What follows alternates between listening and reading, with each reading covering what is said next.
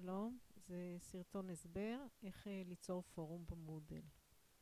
קודם כל צריך להיות בהפעלת עריכה, מפה או מפה.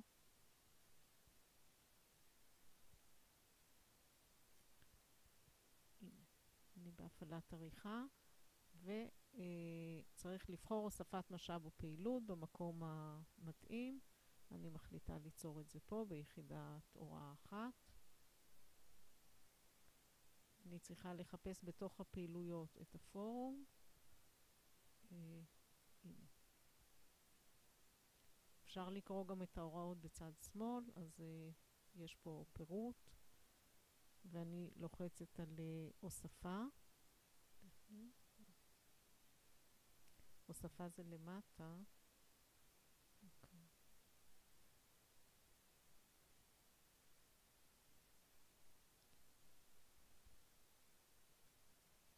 עכשיו אני כותבת שם לפורום.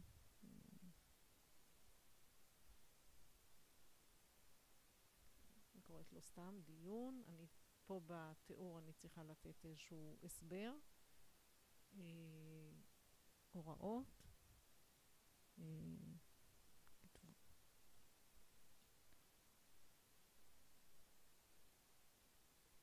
כיוון שאלות לנושא, סתם. אני ממשיכה לראות מה להגדיר. לגבי מנוי,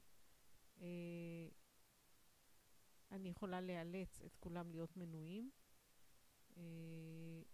ואז הם יקבלו במייל הודעה על כל הודעה שמתקבלת, או לאפשר בחירה אם להירשם או לא.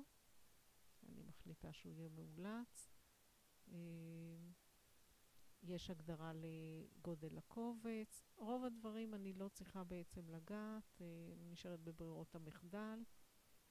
יש הגדרות שקשורות לציון, אני בדרך כלל לא משתמשת לפורום לצורך ציונים או דירוג. ובעצם אני מסיימת בשמירת שינויים וחזרה לקורס, או שמירת שינויים והצגתם.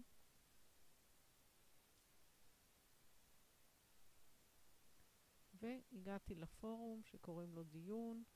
אני יכולה להוסיף נושא, ובעצם כמו בכל פורום רגיל, אני כותבת מה שאני רוצה, יכולה לצרף קובץ ולשלוח את ההודעה. זהו, בהצלחה.